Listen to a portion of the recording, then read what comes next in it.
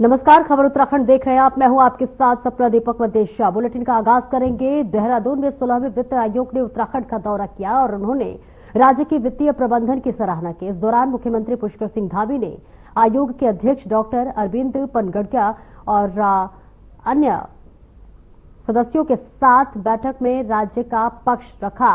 उन्होंने राज्य की वित्तीय परिस्थितियों, चुनौतियों एवं विकास की आवश्यकताओं पर विस्तार से चर्चा की। वहीं वित्त आयोग के सफल दौरे के बाद मुख्यमंत्री पुष्कर सिंह धामी ने कहा कि हमें विश्वास है कि आयोग उत्तराखंड की प्रगति और विकास के कार्य करने में हर संभव सहायता करेगा, जिसमें अधिक से अधिक राज्य की प्रोत्साहन मिलेगा।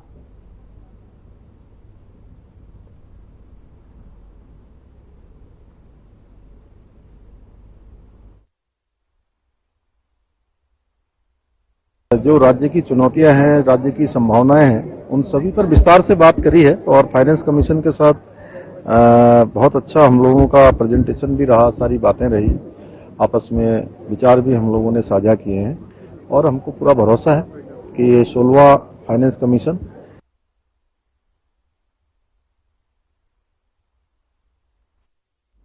और 16वें वित्त आयोग के अध्यक्ष डॉक्टर अरविंद पनगड़िया और आयोग के अन्य सदस्य 20 मई को पवित्र तीर्थ स्थल भगवान श्री केदारनाथ धाम पहुंचे। बाबा केदार के दर पर पहुंचकर उन्होंने बाबा केदारनाथ के दर्शन कर देशवासियों के सुख समृद्धि और कल्याण की कामना की। धाम में दर्शन के बाद डॉक्टर अरविंद पनगड़िया ने केदारपुरी में चल रहे पुनर्निर्माण कार्यों का स्थलीय निरीक्षण भी किया। उन्होंने कहा कि केदारनाथ में हो रहे विकास एवं पुनर्निर्माण के कार्य अत्यंत तेज गति और उच्च गुणवत्ता के साथ संपन्न किए जा रहे हैं। इसी के साथ साथ उन्होंने इन कार्यों की सराहना करते हुए कहा कि उत्तराखंड सरकार और प्रशासन द्वारा जिस प्रकार श्रद्धालुओं की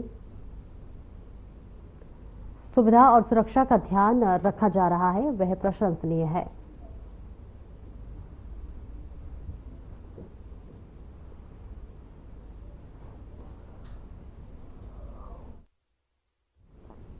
और आगे बढ़ेंगे जहां खबर अल्मोड़ा से है, जहां सरकार जनता के द्वार कार्यक्रम के तहत विकासखंड हवालबाग मुख्यालय में एक बहुउद्देशीय शिविर का आयोजन किया गया। इस शिविर में पहुंचे जनपद प्रभारी मंत्री डॉक्टर धन सिंह रावत ने कार्यक्रम में ऑपरेशन सिंदूर की सफलता के लिए देश की बहादुर सेना को सलाम किया तथा उनके जज्बे को नमन किया। साथ ही उन्होंने कहा कि राज्य की वर्तमान सरकार सबका साथ, सबका विकास और सबका विश्वास के मंत्र को नियंत्रण अग्रसर है। साथ ही इस शिविर में 5 शिकायतें पंजीकृत हुई और कई लोगों ने मौखिक रूप से अपनी समस्या से कैबिनेट मंत्री को अवगत कराया। उन्होंने उपस्थित अधिकारियों को निर्देश दिए कि यहां आई समस्याओं को गंभीरता से लिया जाए। शिविर में आई समस्याओं का निस्तारण प्राथमिकता से किया जाए।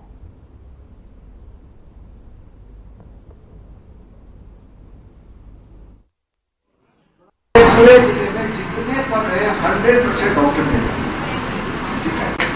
नर्स हमने पूरी दी, एएनएम हमने पूरी दी, हमने आशाएं पूरी दी, हमने काफी बैकलॉग पूरा कर दिया।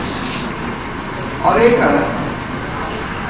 हमारे क्षेत्र में जल जीवन मिशन के जो अधूरे काम है उनके बारे में कि कहां क्या दिक्कत आ रही, कहीं रोड के लिए दिक्कत आ रही कि बस धोने की दिक्कत आ रही, वो भी जरूरत है।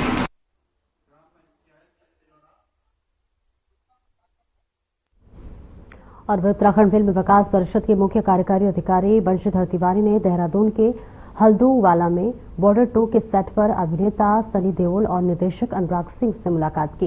इस मौके पर उनके साथ परिषद के संयुक्त सीईओ डॉक्टर नितिन उपाध्याय भी मौजूद रहे। इसी के साथ साथ मुलाकात के दौरान उत्तराखंड की फिल्म नीति, लोकेशन, विविधता और राज्य सरकार द्वारा दिए जा रहे सहयोग पर सार्थक चर्चा हुई। उन्होंने कहा कि मुख्यमंत्री पुष्कर सिंह धामी के नेतृत्व में बने उत्तराखंड की वर्तमान फिल्म नीति देश की सबसे प्रगतिशील नीतियों में से एक मानी जा रही है। इसमें फिल्म निर्माताओं को समय पर शूटिंग की अनुमति, प्रशासनिक सहयोग और स्थानीय संसाधनों की सहज उपलब्धता मिलती है। वहीं सीईओ तिवारी ने कहा है कि जिस तरह का सकारात्मक और सहज माहौल यहां फिल्म यूनिट को मिल रहा है, वह राज्य को फिल्म निर्माण के लिए एक मजबूत बनाता है।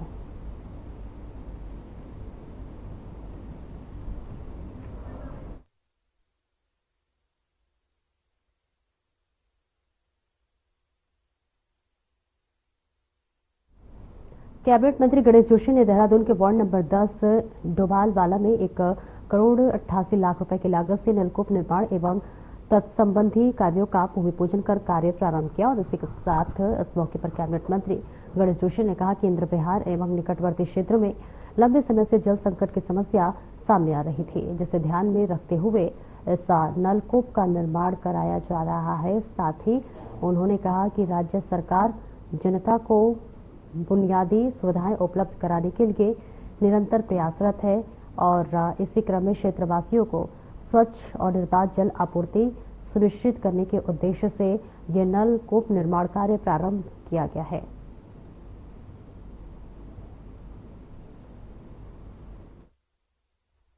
पानी की बहुत समस्या थी। अभी करीब 15 दिन पूर्व ये लोग मेरे पास आए थे और हमने तुरंत कार्रवाई करते हुए आज 1,88,00,000 की लागत से ट्यूबवेल यहाँ पर स्वीकृत किया है और इसको बनने के बाद इस क्षेत्र की पेयजल की समस्या का समाधान होगा, क्योंकि इस सरकार में धामी जी का संकल्प है कि जिन कामों का शिलान्यास हम करेंगे उनका लोकार्पण भी हम करेंगे। इस ध्येय के साथ हम काम करते हैं और आपने देखा होगा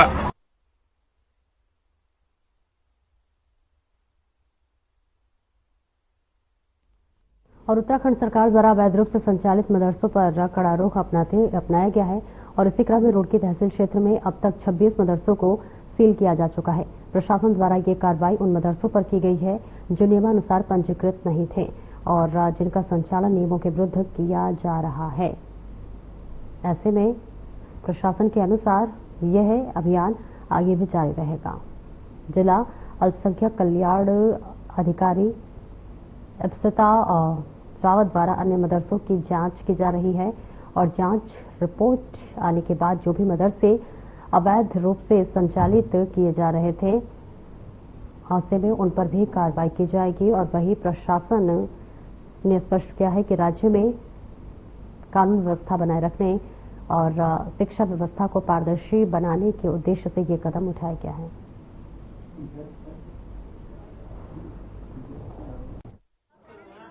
में है अभी तक जो 26 मदरसे हैं जिनका नियमानुसार संचालन नहीं किया जा रहा था, बिना पंजीकरण के संचालन कर रहे थे, उनको अभी सील किया गया है। और अभी भी कुछ मदरसे ऐसे हैं जिनके द्वारा बिना पंजीकरण के संचालित किए जा रहे हैं, तो उनके विरुद्ध भी लगातार ये कार्रवाई जारी है।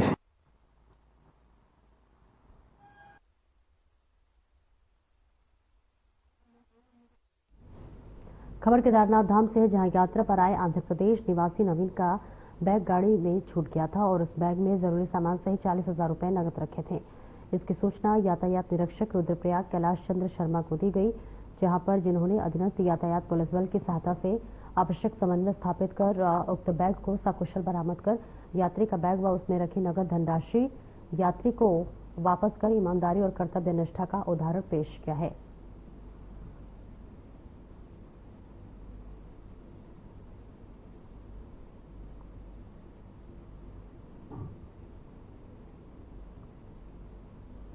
दिनेशपुर के गुलरभोज रोड पर बाइक और स्कूटी की जोरदार टक्कर हो गई, जिनमें एक व्यक्ति की मौत हो गई और दूसरा व्यक्ति घायल हो गया, जिसे स्थानीय लोगों और पुलिस की मदद से जिला अस्पताल भेजा गया। वहीं पूर्व व्यापार मंडल अध्यक्ष भोला शर्मा ने कहा कि कई बार पुलिस के उच्च अधिकारी और जन प्रतिनिधियों की बैठक हुई और बैठक के दौरान लोगों को बताया गया कि गाड़ी धीरे चलाएं। साथ ही व्यापार मंडल की तरफ से सभी युवाओं से अपील की गई है कि हेलमेट पहन के गाड़ी चलाएं और गाड़ी की स्पीड कम करें।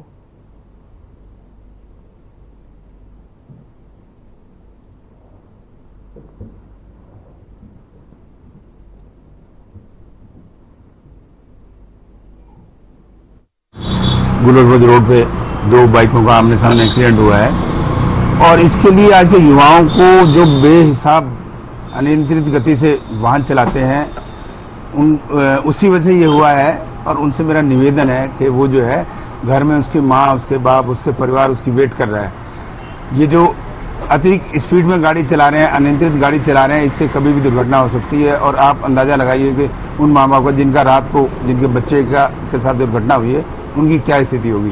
तो मैं युवाओं से ये कहना चाहता हूँ कि जब आप घर से निकलते हैं तो कम से कम अपने माँ बाप को अपने ध्यान में रखिए कि माँ बाप, आपके भाई बहन, आपके मित्र, आपके रिश्तेदार आपकी इंतजार कर रहे हैं और आप जरा सी लापरवाही के कारण दुर्घटनाग्रस्त हो रहे हैं और आपके परिवार के ऊपर कितनी विपत्ति आ रही है।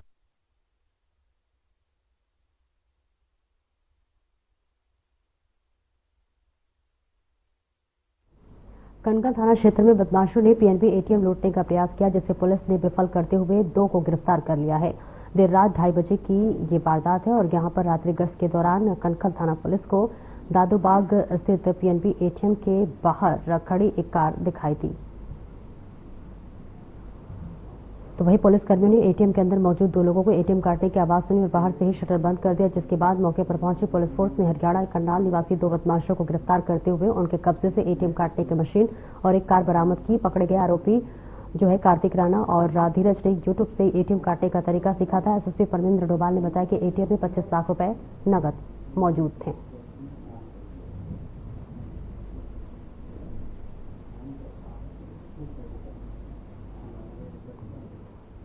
और देखिए तस्वीरें आपको दिखा रहे हैं जहां पर एटीएम के काटने की मशीन और एक कार बरामद की गई है। 2 लोगों को गिरफ्तार किया गया है और दोनों ही आरोपी जो है चोरी की वारदात को अंजाम दे रहे थे। एटीएम काटने की मशीन और एक कार बरामद की गई है, जिसमें आपको बता दें कि जिस एटीएम से कैश चुरा रहे थे उसमें 25 लाख रुपए उस दौरान मौजूद था। और ऐसे में ये तस्वीरें आपको दिखा रहे हैं जहां पुलिस ने भी इसकी तस्दीक की है और इसी के साथ साथ ये भी पता लगाने की कोशिश कर रही है कि जो ये गिरोह है वो कितना बड़ा है और इस पूरे गिरोह में और कौन कौन शामिल है। ऐसे में लगातार पुलिस अब इन दोनों आरोपियों को गिरफ्तार कर चुकी है और इसके बाद अब इनसे पूछताछ की जाएगी कि कब से इन कामों में ये संलिप्त थे और किस किस जगह पे इन लोगों ने इस तरह की वारदात का अंजाम दिया है। फिलहाल ये तस्वीरें आपको दिखा रहे हैं जहां बदमाशों ने एटीएम से पैसे चुराने की कोशिश की, एटीएम को लूटने की कोशिश की। आपको बताते चले कि ये तरीका इन्होंने यूट्यूब से सीखी थी कि किस तरह से एटीएम से जो है उनकी मशीन को काटते हैं और कैसे पैसे चोरी करते हैं। उसके बाद इन्होंने ये इम्प्लीमेंट किया और इन्होंने इस वारदात को अंजाम दिया। वहां पर कुछ एटीएम में संदिग्ध कुछ लोग नजर आए। पार्टी द्वारा तत्काल उसको कॉर्डन ऑफ करके अन्य पुलिस बल को बुलाया गया। इस क्रम में उनको एटीएम को उसका शटर बंद करके उसे तब तक रोका गया। उसके बाद जब उनको पकड़ने की कोशिश की गई, उनके साथ उन्होंने पुलिस के साथ गुत्थम गुत्था भागने का प्रयास किया। तत्काल पुलिस ने प्रभावी कार्रवाई करते हुए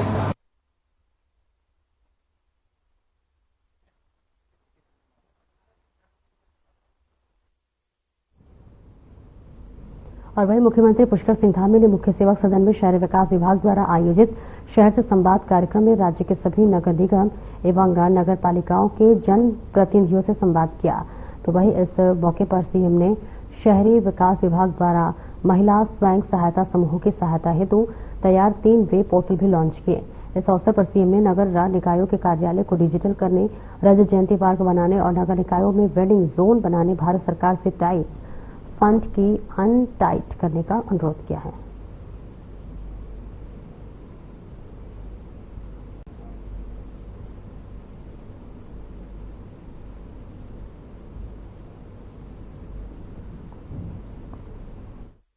नैनीताल के कैचीधाम में बाबा नीमकरोली के भक्तों की भारी भीड़ के कारण अक्सर जाम की स्थिति बनती है, खासकर मंगलवार और शनिवार को। वहीं नैनीताल विधायक सरिता आर्या ने सीएम धामी का आभार व्यक्त करते हुए कहा है कि सीएम धामी ने वहां एक मल्टी पार्किंग का निर्माण कार्य करवाया है। साथ ही वह अब एक हेलीपैड का भी निर्माण कार्य शुरू हो गया है।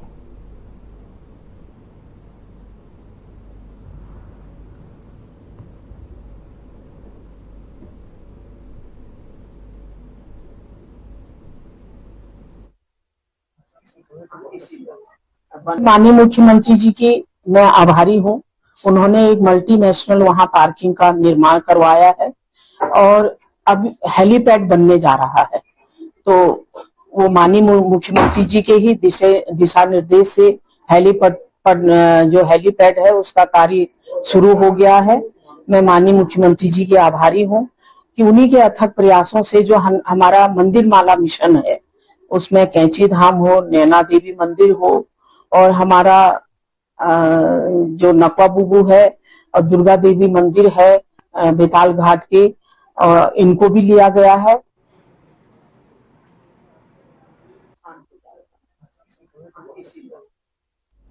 और कांग्रेस भवन में सभी कांग्रेस जनों ने पूर्व पीएम राजीव गांधी को उनकी 34वीं पुण्यतिथि पर श्रद्धांजलि अर्पित की। इस दौरान गोगी महानगर अध्यक्ष डॉक्टर जसविंदर सिंह ने श्रद्धांजलि अर्पित करते हुए कहा कि भारत के महान सपूत ने लाखों भारतीयों में आशा जगाई। इसी के साथ भारत के पूर्व प्रधानमंत्री राजीव गांधी की आज पुण्यतिथि है।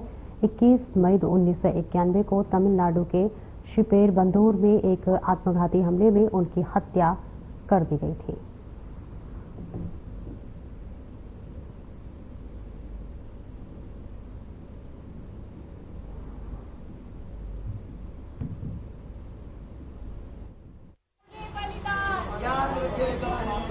देखिए, आज राजीव गांधी जी की पुण्यतिथि है और आज सभी हम कांग्रेस जन उनको याद कर रहे हैं।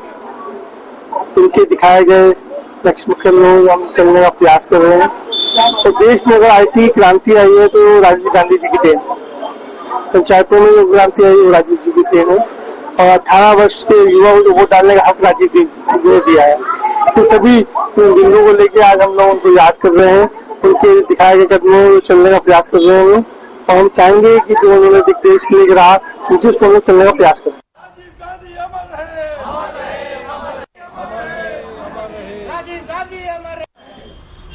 राजीव तेरा ये बलिदान याद रखेगा। राजीव गांधी अमर है। विकासखंड सल्ट के मौलेखाल बाजार में सल्ट विधायक महेश जीना, बीजेपी रानीखेत जिलाध्यक्ष घनश्याम भट्ट ने सल्ट मंडल में बीजेपी कार्यालय का रिबन काटकर उद्घाटन किया। तो वहीं सल्ट विधायक महेश जीना ने कहा है कि मौलेखाल बाजार में बीजेपी रानीखेत जिलाध्यक्ष द्वारा सल्ट मंडल के बीजेपी कार्यालय का उद्घाटन किया है और इसी के साथ उन्होंने कहा है कि कार्यालय खुलने से स्थानीय लोगों को अपनी जन समस्याओं का समाधान करने में लाभ मिलेगा।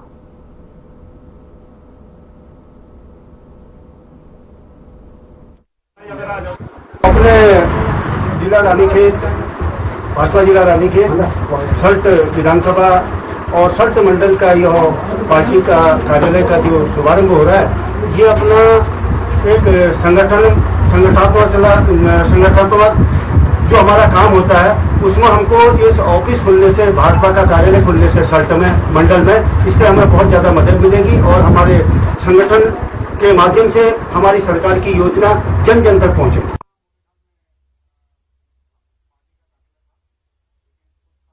जो है बीच में हमने उसको शिफ्ट कर दिया था, लेकिन अभी कल ही हमारे जिलाध्यक्ष जी और हमारे संगठन महामंत्री जी के द्वारा मंडल के सभी पदाधिकारियों की नियुक्ति हुई है और आज हमने ये सल्ट मंडल के कार्यालय का जिलाध्यक्ष जी के द्वारा इसका शुभारंभ किया और इससे जो है आगे चल के जो लोगों को बार बार कई बार विधायक से मिलने के लिए मेरे घर पे या अन्य जगह आना पड़ता था, तो इतनी दूर ना आकर वो यहाँ हमारे मंडल अध्यक्ष और हमारे अन्य पदाधिकारी जितने पार्टी के उपाध्यक्ष हैं, महामंत्री हैं, मंत्री हैं या अन्य पदाधिकारी हैं, उन सबसे संपर्क करने में उनको आसानी रहेगी।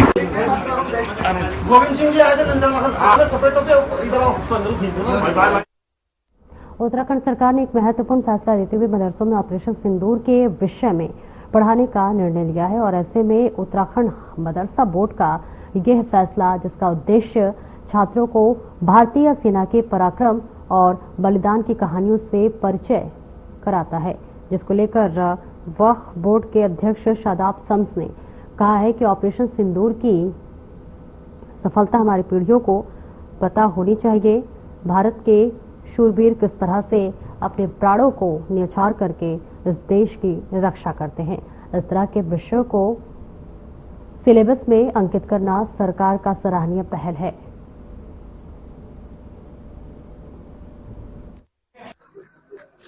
हमारा मानना है कि हम अपने मदरसों को स्मार्ट बनाने जा रहे हैं और उन मदरसों में हम NCERT का उत्तराखंड सिलेबस पढ़ाएंगे और हमारा साथ में ये भी मानना है कि उत्तराखंड के अंदर, क्योंकि हम सैन्य धाम भी हैं, तो हमारे मदरसे के बच्चे अब तमाम जो वीर गाथाएं हैं सेना की, वो तमाम वीर गाथाएं भी पढ़ेंगे और उसमें ऑपरेशन सिंदूर में जो हमारी सेना का शौर्य रहा, जिस तरह से आतंकवादी कैंपों को उड़ाया गया, उन नापाकिस्तान के जो नापाक मंसूबे आतंक के रूप में पल रहे थे POK में, जैसे उन्हें ध्वस्त किया गया, मेरा एक एक बच्चा उनको पढ़ेगा और उनकी कुकृत्यों को जानेगा।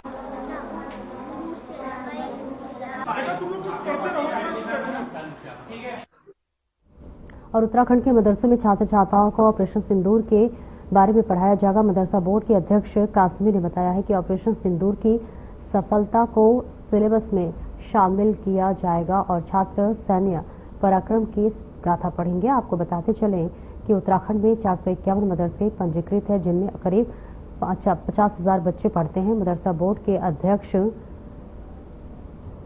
मुफ्ती शमून कासमी ने नई दिल्ली में केंद्रीय रक्षा मंत्री राजनाथ सिंह से मुलाकात के बाद यह जानकारी दी और बोर्ड अध्यक्ष कासमी ने शिक्षाविदों और बुद्धिजीवियों के प्रतिनिधिमंडल के साथ नई दिल्ली के केंद्रीय रक्षा मंत्री से भेंट की।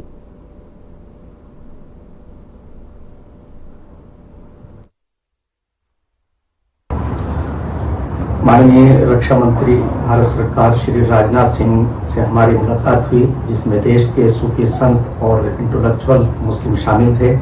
हमने वहां ऑपरेशन सिंदूर की सफलता पर देश को और देश की सरकार को और माननीय रक्षा मंत्री और माननीय प्रधानमंत्री श्री नरेंद्र मोदी जी को और मुबारकबाद दी और उनकी सफलताओं का पर उन्हें शुभकामनाएं पेश की। और हम अगला जो हमारा कदम है वो ये है कि हम उत्तराखंड राज्य के अंदर, जैसा कि हम बहुत सफल तरीके से हम अपने मदरसों को मुख्य धारा से मेन स्ट्रीम से जोड़ रहे हैं, जिसे 60 साल में कांग्रेस ने अपने कार्यकाल के अंदर मेन स्ट्रीम से दूर किया था।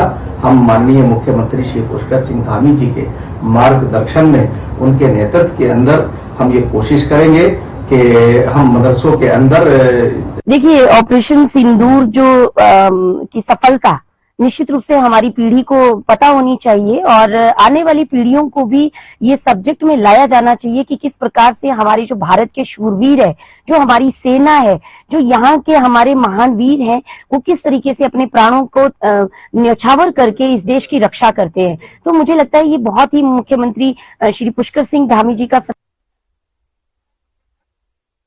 उत्तराखंड में लाभार्थियों के सत्यापन को लेकर सरकार को कड़े निर्देशों पर हर जनपद के प्रत्येक गांव शहर लाभार्थियों के सत्यापन की प्रक्रिया के आदेश पारित होने के बाद जनपद उधम सिंह नगर के जसपुर विधानसभा क्षेत्र में एसडीएम चतर सिंह चौहान ने अपने कार्यालय में समस्त विभागीय अधिकारियों की बैठक कर क्षेत्र के लाभार्थियों के सत्यापन के कड़े निर्देश जारी करते हुए शीघ्र सत्यापन कार्य पूरा करने के निर्देश जारी किए।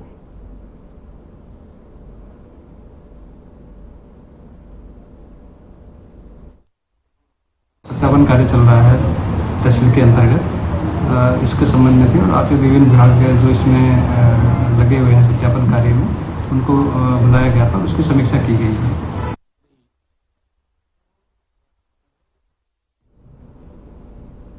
अब फिलहाल इस बुलेटिन में इतना ही। नमस्कार।